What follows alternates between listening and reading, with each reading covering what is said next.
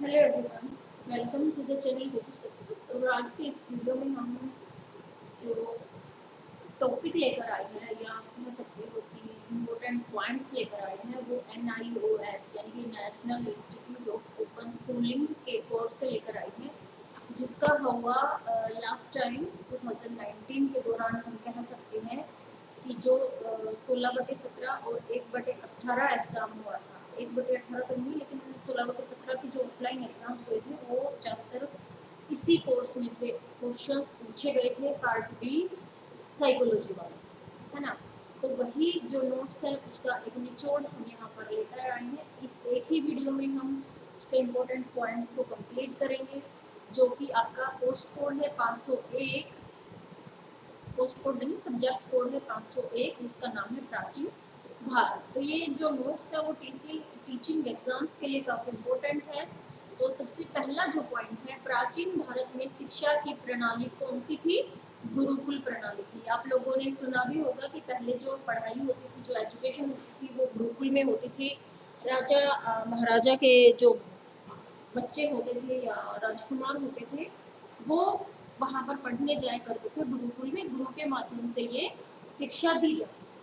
ठीक है। दूसरा पॉइंट है, गुरु को हृदय, मस्तिष्क, आध्यात्मिक ज्ञान तथा विद्वत्ता, ये विद्वत्ता होगा, के गुणों का प्रतीक माना जाता था। तो दूसरा प्रश्न ये हो सकता है कि प्राचीन भारत में जो गुरु होते थे उनको किसका प्रतीक माना जाता था? ठीक है, तो हृदय का, मस्तिष्क का, आध्यात्मिक ज्ञान का और विद्वत्ता के गुणों का प्रतीक माना जाता था। 3L उस टाइम पर भी थे। जो एजुकेशन होती थी वो 3L बेस्ड होती थी। 3L यानी कि लाइफ लॉन्ग लर्नर। जो गुरु के शिष्य होते थे वो लाइफ लॉन्ग लर्नर होते थे। जीवन भर उनको शिक्षा प्रदान की जाती थी। ठीक है, तो कोई भी व्यक्ति है वैसे लाइफ लॉन्ग लर्नर ही होता है। एक शिक्षक भी एक तरह से शिष्य ही होता है, या लर्नर उसको कह सकते हैं ना। लर्नर होता है वो उम्र भर सीखता रहता है। कोई भी व्यक्ति हो, ना सिर्फ औपचारिक बल्कि अनौपचारिक माध्यम से भी सीखता रहता है ना। ये तीन भी काफी महत्वपूर्ण है, शिक्षा के प्रकार औपचारिक, अनौपचारिक और निरौपचारिक। तो यहाँ से भी प्रश्न पूछा जाता है, एग्जाम्पल पूछ लिए जाते हैं कि एक विद्यार्थी है, वो शिक्षा ग्रहण कर रहा है, चलते चलते रास्ते में उसने ज्ञान को प्राप्त किया, ये कौन सी शिक्षा के अंतर्गत आए गए, कौन सा प्रकार होगा, औपचारिक या फिर बच्चा जब स्कूल जाकर शिक्षा प्राप्त करता है तो वो किस शिक्षा के अंतर्गत आता है, औपचारिक, अनौपचारिक या निरौपचारिक। तो इस तरह से भी प्रश्न एग्जाम में पूछे जाते हैं। ठीक है। उपनिषद का अर्थ क्या होता है? उपनिषद का शाब्दिक अर्थ होता है निकट बैठना या चरणों में बैठना। जब गुरु शिष्य के चरणों में बैठकर शिक्षा प्राप्त करता है या उसके निकट बैठकर शिक्षा प्राप्त करता है, यही उपनिषद का शाब्दिक अर्थ है। उपनिषद के माध्यम से जब शिक्षा प्राप्त करते हैं हम, उसके निकट बैठकर शिक्षा प्राप्त करते हैं। यहाँ पर नेशनल एजुकेशन पॉलिसी की बात हो रही है। 1986 की नेशनल एजुकेशन पॉलिसी, राष्ट्रीय शिक्षा नीति, इसके अंतर्गत 10 कोर राष्ट्रीय पाठ्यचर्या रखी गई। एक आपको ये डिफरेंस जानना चाहिए, पाठ्यचर्या और सिलेबस और करिकुलम के अंतर्गत जो डिफरेंस होता है ना, वो भी आपको क्लियर होना चाहिए। वहाँ से भी एग्जाम में प्रश्न पूछ लिए जाते हैं। 1986 में प्रौढ़ शिक्षा की बात हुई थी। प्रौढ़ शिक्षा 35+ के लिए जब अलग से वृद्ध व्यक्तियों के लिए एजुकेशन की जो प्रणाली थी, शिक्षा की जो पहल थी वो की गई थी, वो प्रौढ़ शिक्षा के अंतर्गत रखा गया। वैज्ञानिक और प्रौद्योगिकी को भी यहाँ पर महत्व दिया गया। ऑपरेशन ब्लैक बोर्ड ये अलग विषय है, जहाँ पर प्राइमरी स्कूल्स में बेसिक एजुकेशन के साथ साथ जो बेसिक आवश्यकताएं थी, जो नीड्स थी, उनको फुलफिल करने का प्रयास किया गया। व्यावसायीकरण की यहाँ पर बात हुई और 10+2+3 का प्रारूप रहा, यानी कि 10 के बाद 12वीं और फिर BA का जो ग्रेजुएशन होती है, ये वहाँ पर प्रारूप रखा गया था, जो अभी चला रहा है कि एजुकेशन किस तरह से होगी। बच्चे 10वीं करेंगे, उसके बाद 12वीं करेंगे और ग्रेजुएशन 3 होगी। ठीक है। तो 1986 नेशनल एजुकेशन पॉलिसी के अंतर्गत ये 4-5 पॉइंट्स आते हैं जो आपको ध्यान रखने चाहिए। यहाँ पर शिक्षा का प्रारूप कैसा था? 10+2+3 था। एक आपका 8+3+3 भी होता है, एक इस तरह से 8+2+3 भी होता है, 8+2+2 होता है। ठीक है। तो LEP 1986 के अंतर्गत आपका 10+2+3 का प्रारूप रहा। NCF 2005 की अगर बात करें, इसकी फुल फॉर्म है आपकी नेशनल करिकुलम फ्रेमवर्क। ये NCF जो होता है वो पूरे स्कूल के जो सिलेबस होता है उसको तैयार करने का, उसको फ्रेमवर्क, उसको फ्रेम देने का, उसको तैयार करने का कार्य किसका होता है? NCF का होता है। विद्यालय शिक्षा को व्यावहारिक ज्ञान से जोड़ता है।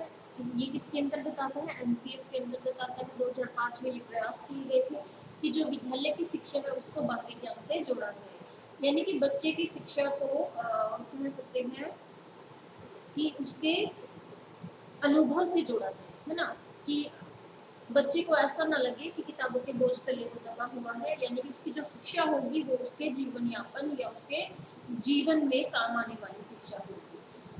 इसकी समाप्ति, end of the road learning, यानी कि रटत शिक्षा की समाप्ति की बात कहाँ पर कही गई? NCF 2005 में, कि बच्चे जो रट्टाफिकेशन करके मार्क्स लेकर आते हैं उसको रटाना नहीं है बल्कि उसको अंडरस्टैंडिंग देनी है, उसको समझ देनी है कि बिना रटे हुए वो अपनी समझ से किसी कार्य को कर सके।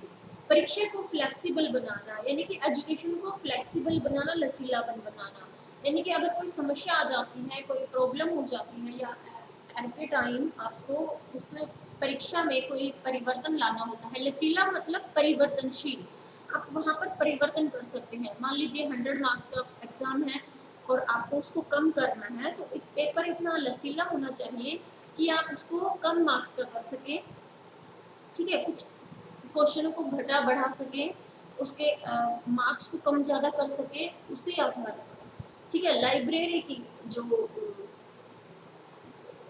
प्रस्तावना रखी कि हर स्कूल में लाइब्रेरी होनी चाहिए और बच्चों को पढ़ने के लिए अवसर प्रदान किए जाने चाहिए। बिना बोझ की शिक्षा, लर्निंग विदाउट बर्डन का भी जो प्रावधान कह सकते हैं या इस पर ध्यान देने की बात कही, वो भी NCF 2005 के अंदर कही गई थी कि बच्चों को बिना बोझ की शिक्षा प्रदान की जानी चाहिए।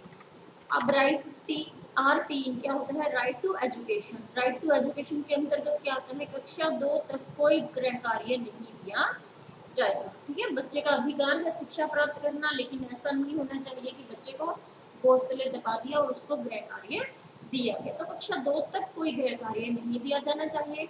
कक्षा 3 से 2 घंटे का गृह कार्य एक सप्ताह में, दो, यानी कि कितने समय के लिए? 2 घंटे के लिए दिया जाना चाहिए गृह कार्य, लेकिन वो 2 घंटे एक सप्ताह में होने चाहिए। बस इतना गृह कार्य होना चाहिए कि 7 दिन में कुल मिलाकर वो 2 घंटे कार्य करे, यानी कि 60 मिनट्स, ठीक है। अब इसको आप 7 से डिवाइड कर लो, कितना बनता है? एक सप्ताह में गृह कार्य इतना होना चाहिए कक्षा तीसरी से लेकर कि 2 घंटे में बच्चा उसको कंप्लीट कर पाए। माध्यमिक विद्यालय में 1 घंटा प्रतिदिन, यानी कि 1 आवर पर डे, और 5 घंटे प्रति सप्ताह का जो गृह कार्य है वो होना चाहिए। यानी कि यहाँ पर एक बाउंडेशन रख दी है होमवर्क के लिए भी कि 2nd क्लास तक तो कोई गृह कार्य दिया ही नहीं जाना चाहिए। उसके बाद तीसरी कक्षा से लेकर 5वीं कक्षा तक आप 2 घंटे का गृह कार्य दे सकते हैं, वो भी 7 दिन में या 5 दिन कह सकते हैं इसको, क्योंकि सैटरडे संडे को आप ना ही काउंट करें उसमें, ठीक है। तो 12 मिनट का, लगभग एक दिन में 12 मिनट का बच्चे को काम। माध्यमिक विद्यालय में 1 घंटा प्रतिदिन। माध्यमिक आपका 8 तक हो जाता है ना, या 10 तक हो जाता है। सेकेंडरी एजुकेशन जो है उसमें 1 घंटा प्रतिदिन कार्य होना चाहिए, और सप्ताह में यानी कि 5 घंटे का गृह कार्य मिलना चाहिए। शिक्षा संवर्ती सूची का विषय है, ये अक्सर एग्जाम से पूछा जाता है, ना केवल टीचिंग एग्जाम में बल्कि आपके जो अदर एग्जाम्स होते हैं LDC क्लर्क, पटवारी वगैरह, इसमें भी एग्जाम आ जाता है, SSC में भी आ जाता है कि शिक्षा क्या है? संवर्ती सूची का विषय है, जिसमें राज्य और केंद्र जो सूची होती है, लिस्ट आपकी 3 लिस्ट है, सेंटर, स्टेट और ये आपके संवर्ती सूची, है ना। तो इसमें क्या होता है? राज्य और केंद्र दोनों ही इसके प्रति उत्तरदायी होते हैं, यानी कि शिक्षा राज्य और केंद्र दोनों मिलकर चलाते हैं। ना केवल राज्य का उस पर अधिकार है, ना केवल केंद्र का उस पर अधिकार है। मतलब राज्य और केंद्र दोनों मिलकर शिक्षा पर कार्य करेंगे। मान लीजिए अब पहले इसका 15 और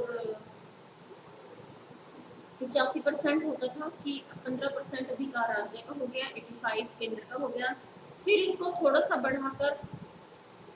बढ़ाया गया और अब ये इक्वल है, यानी कि 50-50% राज्य और केंद्र का अधिकार शिक्षा पर है कि शिक्षा के लिए राज्य भी उतना ही कार्य करेगा, केंद्र भी उतना ही कार्य करेगा। आगे जो टर्म है पंचायन, पंचायन का मतलब क्या होता है? पंचायन का मतलब होता है कि प्रत्येक हर 1 किलोमीटर पर प्राथमिक विद्यालय स्थापित किए जाएंगे। प्राथमिक यानी कि 5वीं कक्षा तक जो विद्यालय होते हैं वो प्रत्येक गांव में, प्रत्येक शहर में हर 1 किलोमीटर पर वो विद्यालय होंगे। उसमें कौन कौन सी मूल सुविधाएं होनी चाहिए? पीने योग्य पानी होना चाहिए, शौचालय, अध्यापक और प्रशिक्षण। ठीक है। अंग्रेजी भाषा को बढ़ावा देने का श्रेय किसको गया है? लॉर्ड मैकाले को जाता है, जिसने मैकाले मिनट के अंतर्गत अंग्रेजी भाषा को महत्व देते हुए भारतीय भाषाओं को नकारा।